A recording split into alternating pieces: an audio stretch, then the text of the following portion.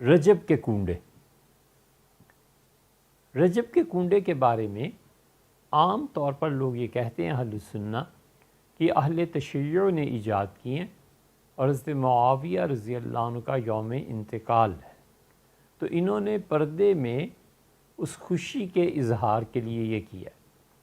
یہ روایت کیسی ہے، تاریخی طور پر اس کی کیا حقیقت ہے، ہم اب تک اس کے بارے میں کوئی فیصلہ کر نہیں پائے۔ بہت جگہ دیکھا گئی کہیں کچھ، لیکن ہمیں اتنا معلوم ہے کہ ہندوستان میں یہ جو بدعت شروع ہوئی اور 22 رجب کے کنڈے شروع ہوئے، وہ اصل میں 1906 میں امیر مینائی مرحوم کے خاندان سے شروع ہوئی، اور امیر مینائی بہت بڑے شاعر تھے، اردو کے کمال کے شاعر تھے، بہت کچھ لکھا ماشاءاللہ۔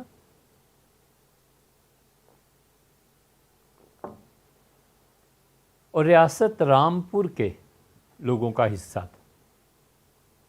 ہندوستان کی حد تک یہ چیز رامپوریوں سے چلی، اور رامپور میں بھی قلعے سے۔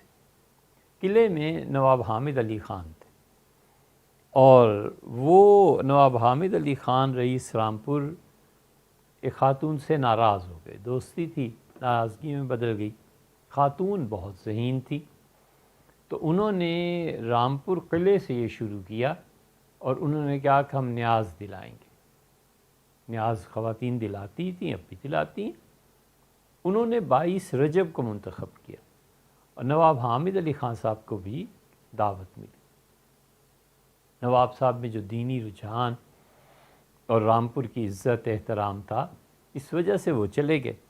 جو وہاں گئے ہیں تو یہ حضرت امام صادق رحمۃ اللہ علیہ سے منسوب کر دی گئی نیاز کہ حضرت جعفر صادق رحمۃ اللہ علیہ اس موقع پر 22 رجب کو کنڈے پکاتے تھے، اور نواب صاحب نے اس نیاز میں جو شرکت کی تو پھر تو کیا کہنے، پھر تو پورے رامپور میں مشہور ہو گیا، کیونکہ دلی کا قلعہ، رامپور کا قلعہ، بہت اور علاقوں کے بھی جو رسم و رواج یہاں ہوتا تھا وہ پھر سارے شہر میں آ جاتا تھا۔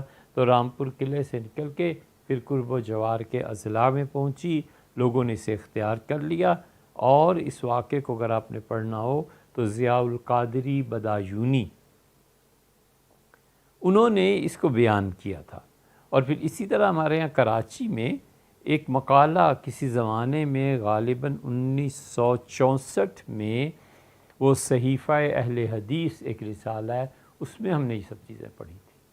تو انہوں نے اپنی تحقیق اس کو لکھی، اور انہوں نے کہا کہ ہمارے یہاں رامپور والوں کی وہ بدعت ہے جو ہندوستان میں آہستہ آہستہ پھر دلی پھر وغیرہ وغیرہ پورے ہندوستان میں پھیل گئی، اس کا حضرت جعفر صادق رحمۃ اللہ علیہ سے کوئی تعلق نہیں۔